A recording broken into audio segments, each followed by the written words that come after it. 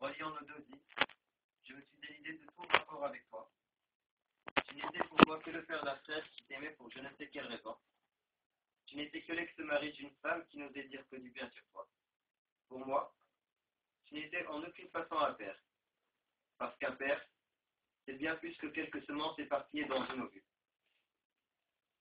C'est beaucoup plus que cela. Et tu devrais le savoir bien mieux que moi.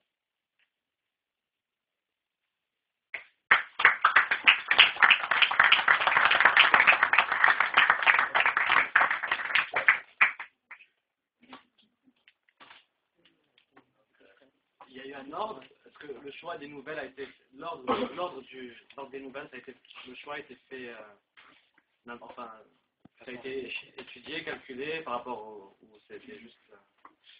Je comprends la question, je reformule correctement. Voilà, c'est plusieurs nouvelles. Le fait que ça sexualité, c'est la première. Est-ce que c'était un choix que c'est la première ou. C'est monsieur l'éditeur qui a choisi. Ah, c'est l'éditeur, ok, d'accord. Pas du tout. Pas du tout. Non, on a laissé le. On a laissé. J'ai laissé le classement initial des Hicham, sauf la lettre à père. Je peux dire la raison pour laquelle. C'est-à-dire, j'ai demandé, je sais que quand un auteur écrit des nouvelles, il y a forcément une qui est plus autobiographique que les autres. Même s'il y a toujours un peu d'autobiographie partout. Il m'a dit que celle-là était plus autobiographique, donc j'ai voulu commencer par celle-là. Et après, je me suis dit, on est dans la littérature, dans l'écriture intime. Après le reste, on est dans la littérature tout court. Voilà la raison. Mais après le reste de l'ordre. Après le reste. Je vais dire un petit mot sur le style d'Hicham. Il a un style en français qui est très particulier. C'est-à-dire que les puristes qui ont fait les grandes études en français vont trouver que son français est parfois particulier. Je ne parle pas des fautes d'orthographe ou de frappe qui sont la faute de l'éditeur, mais on a voulu garder le style d'Hicham, un peu comme Céline avait son style aussi, parce qu'il écrivait ses livres un peu violents. Et donc, on a des critiques aujourd'hui de quelques puristes qui disent oui, c'est pas un bon français. Je dis non, c'est pas un bon français, c'est du français, c'est le style d'Hicham, c'est comme ça. Voilà. Non, je vais demander à ce que je suis en train de vécu.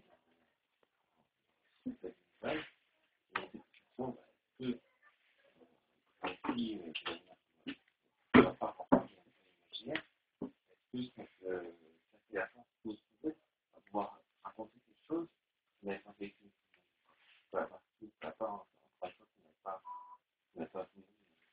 Ah, mais c'est ce que j'expliquais. Prenons par exemple Mama Africa, qui pour moi, je le dis et je le répète très souvent, est l'une de mes préférées. Cette nouvelle est née le jour où j'étudiais à Rabat, et un jour, en passant par l'Agdel, j'ai vu cette mendiante. C'était une femme noire. Et une femme noire, pas marocaine, subsaharienne pour ne pas être raciste. Qui est une amie, voilà. Et ce que je trouvais très charmant chez cette femme, c'est que ici les femmes mendiantes, quand elles ont un enfant avec elles, généralement le mec ou le petit gosse est assommé. Je ne sais pas qu'est-ce qu'elles font, qu'elles leur donnent ou quelque chose. Un jagot, alors on entend, qui ne serait pas surprenant. Et cette dame-là, je la voyais tous les jours avec ses deux enfants. Elle jouait avec ces deux-là et ses yeux brillaient. Et moi je trouvais que cet amour était magnifique. Et je me suis dit, quelle serait l'histoire de cette femme? Et donc, c'est là où je me suis dit, on va lui imaginer une histoire et voilà. Mais je pense que du moment qu'on trouve, qu'on a ce petit regard, qu'on arrive à voir le regard du personnage, qu'on essaie d'imaginer une histoire, je pense qu'à ce moment-là, il n'y a aucune difficulté à se mettre dans la position du personnage. À travers le visage et le regard de la personne. Est-ce que tu lui as parlé? Non, je n'ai jamais eu l'honneur de lui parler. Non, on n'a jamais parlé. Moi, je passe tous les jours de Noël et j'ai beaucoup d'admiration pour cette femme. Parce que moi, ici, les mendiantes qui n'ont... Et je trouve ça triste, les femmes les mendiantes déjà qu'elles emmènent des gosses qui ne vont pas à l'école et qu'elles les mettent ici.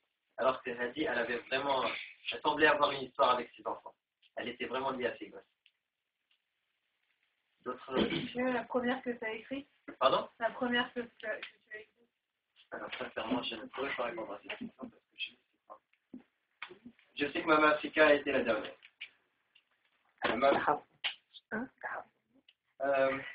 Le soir je décédais, je pense que ça a été l'une des premières, elle a été écrite il y a 2 ans. Pour le petit. Pourquoi vous l'avez pas écrit en arabe? Parce que pour être franc, mon arabe est nul.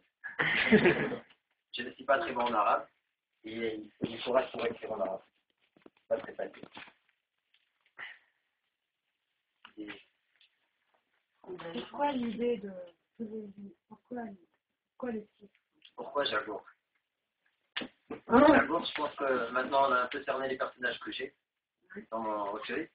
Et c'est des gens qui vivent dans ce Maroc où on est tous schizophrènes, on l'accepte ou pas.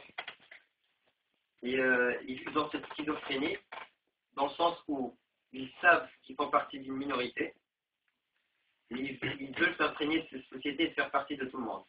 Donc ils cachent ce qu'ils sont, mais en même temps ils veulent être, ils veulent vivre leur individualisme, mais en même temps ils veulent vivre dans la société. Et je pense que ce qui fait qu'au bout d'un moment ils se retrouvent schizophrènes, ils ne savent pas ce qu'ils doivent faire, ou ce qu'ils ne doivent pas faire. Et donc je pense qu'un Jagour les aiderait à mieux vivre, à se détacher de cette société qui va les juger pas par ce qu'ils vont faire. Et donc ce petit Jagour, on leur créera leur petit monde, ils vont voler de leur propre aile et j'espère qu'ils devraient en fumer en tout cas. Peut-être que dans le Jagour, je vais leur dire plein de... Non, pas l'égalité. En tout cas, il est pas...